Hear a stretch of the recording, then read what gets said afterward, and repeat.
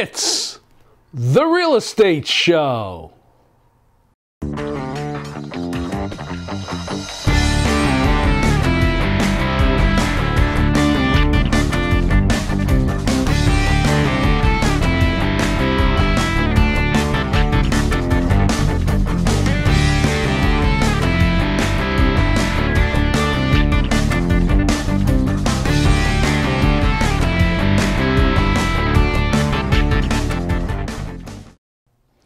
Welcome to the Real Estate Show. My name is Rick Naples. Well, we're about halfway through the year.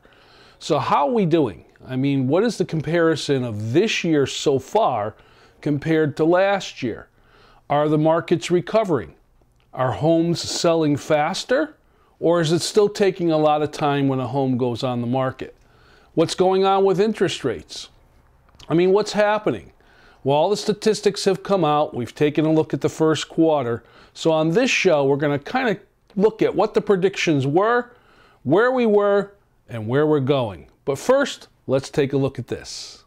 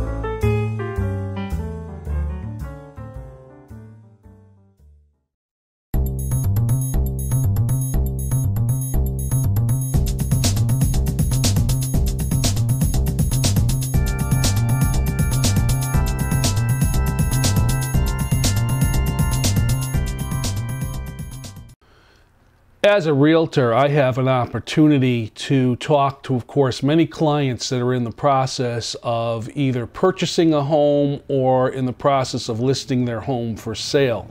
And also in the many capacities that I've enjoyed over the years as far as being involved with different realtor associations, I also have the opportunity to talk to other realtors. So since we're halfway through the year, I've had conversations with folks about the different things that have been going on so far this year, especially with the realtors, what they're seeing as far as their business is concerned. Now, we all know we came through a period of time where home sales were stagnant.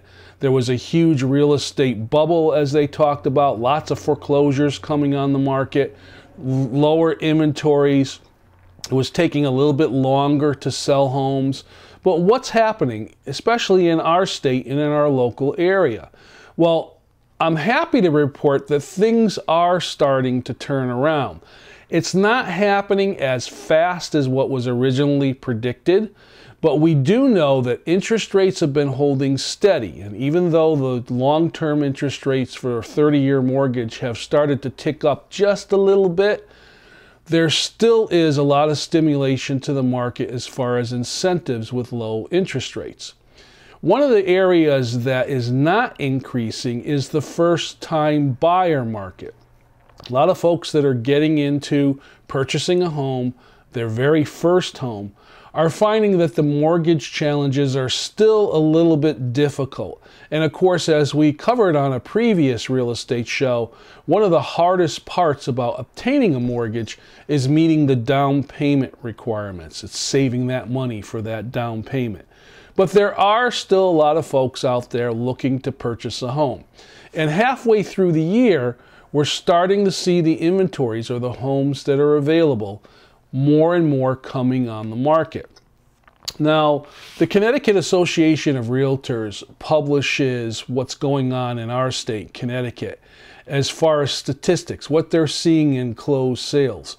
And one of the interesting things that came out just recently is they took a look at the totals for the first quarter of our year, and we're in the year 2016 right now. The average median price of a home for sale here in the state of Connecticut was about $230,000. Now, that's described as your typical 3-bedroom, bath and a half home, usually a ranch-style home or something similar. And $230,000 is an average. Now, of course, our state is very diversified. We have homes that sell a lot lower. We have, of course, homes that sell much, much higher. But looking at the overall average, $230,000 was what they were coming up with. And that's a good benchmark number, because the average mortgage out there is somewhere around that specific amount. So a lot of people are financing the homes now. They're getting a great interest rate. It's a 30-year mortgage. Those are still very popular, although there have been some 15 and 17-year terms out there. But we're finding that it's within reach.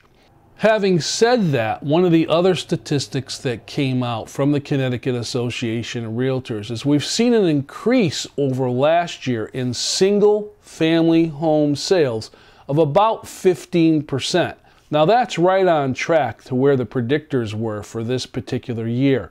And the outlook going through the balance of 2016 and going into 2017 is things should start to improve. There's a lot of factors that are involved that affect the housing market. We look at different economic indicators, how store sales are going, what's going on in the job markets, and so on and so forth. And all of that is slowly starting to improve. But there are some challenges that are out there, so it's still kind of anyone's guess as to whether this growth mode is going to continue or stagnate. Let's sit back and watch a virtual tour of a home that's for sale, and I'll be back with a few more comments on what the statistics are showing on where we've been and where we're going in the real estate market.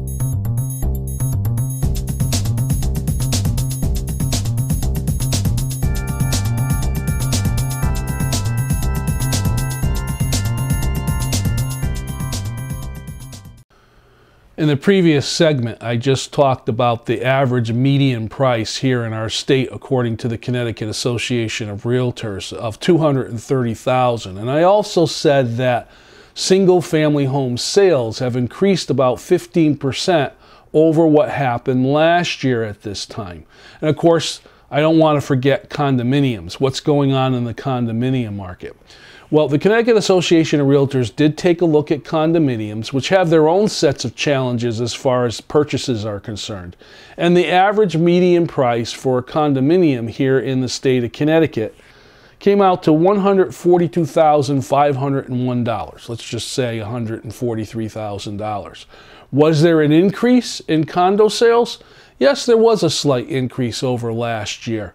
Looking at the first quarter of the year compared to the last quarter, we're looking at about a 6.4% increase. So condo sales are up slightly, single-family home sales are up slightly. But the question is if sales are up, how fast are homes selling? If I'm a seller and I go to put my house on the market, when can I expect to be seeing an acceptable contract on that home? I mean, what's the time period? I've heard horror stories about homes going on the market and lamenting for months and then not selling and then being relisted and lamenting for more months because there isn't a buyer that's in that market for that home or whatever the reason is. So what is a reasonable expectation? I'll be back to answer that question right after this short presentation.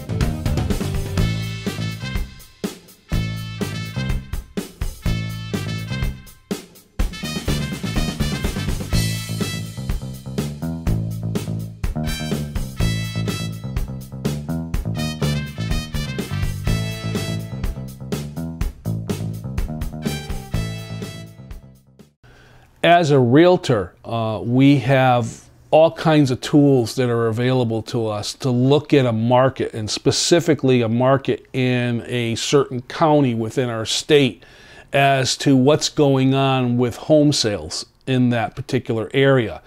We can look at the statistics and the graphs and pretty much see where trends are going, what's sold, what is not sold. But one of the interesting things that comes out through all those graphs and those numbers is how long homes are on the market before we can set our expectations of possibly getting a contract. Now, There are some homes that come on the market depending on how they're priced. They may be in a high area that's in big demand and they sell relatively fast. There could be higher price homes which take a longer time to sell. And there can also be those, I call them mispriced homes, the overpriced homes, folks, that sit on the market for a while until the sellers kind of adjust the price down to where the market will support what they're asking for their home. Last year at this time during the first quarter, we were looking at approximately 80 days or so before homes were selling. Well, the statistics are showing now that homes coming on the market are selling in about 60 to 65 days. So it's a little bit faster of a turnaround, but you have to be very cautious about those numbers because, again, it depends on where the home is, what it has to offer, and how it's priced competitively to other homes like it within the market. Let's sit back and look at this short presentation, and I'll be back again to talk about where we are and where we're going in the real estate market.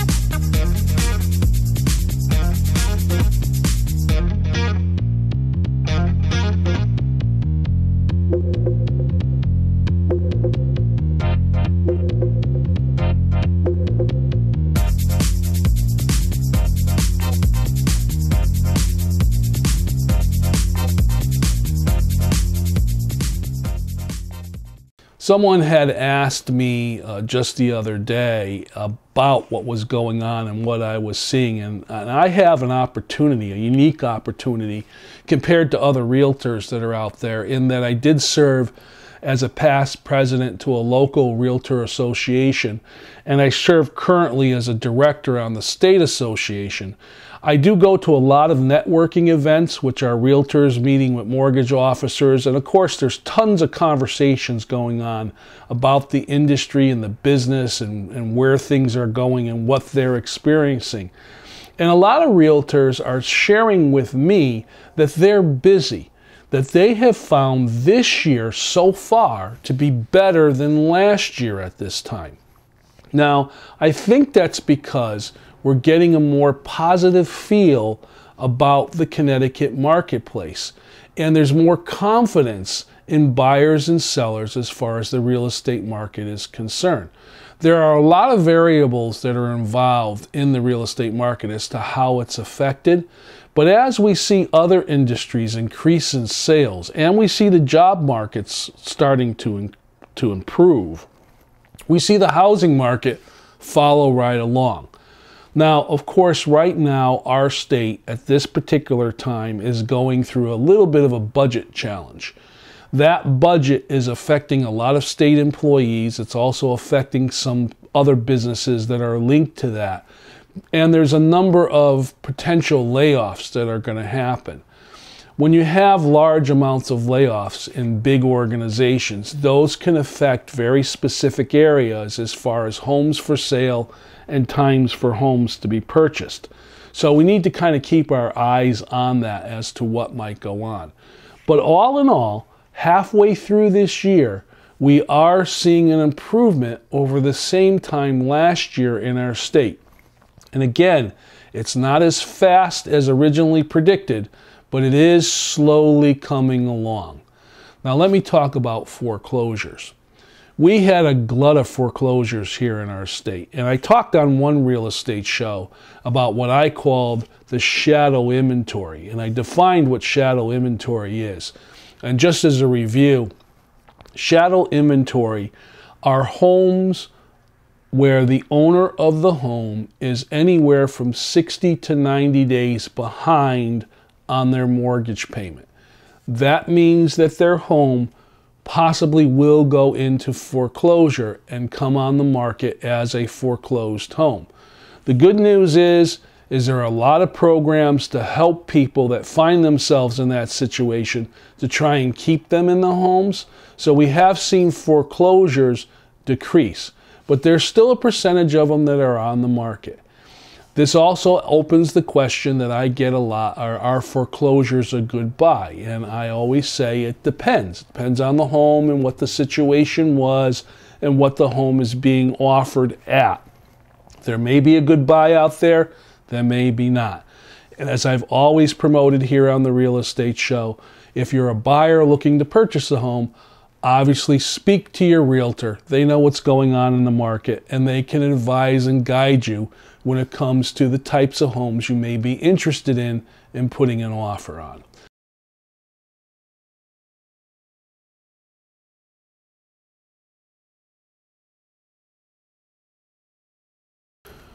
The Real Estate Mailbag is the portion of the Real Estate Show where I have the opportunity to address questions that are asked to me as a realtor by clients, by folks that I see on the street, by fellow realtors. And we're talking on this show as to where we are and where we're going this year. And is this the year for you to make your move in real estate? And I've always said on the Real Estate Show that the time to purchase a home or put a home on the market is when it's right for you to do it. Everybody has different situations and different motivations. Everyone has different life influences that will cause them to decide either to buy a home or to sell a home. So looking at the marketplaces, if you're considering possibly getting into it to look at buying a home or look at selling a home, again, contact a realtor, talk to a realtor, have the realtor come out and assess your home and make the decision together as if it's right for you. My name is Rick Naples and this has been the Real Estate Show. I thank you very much for watching. I'll see you next time.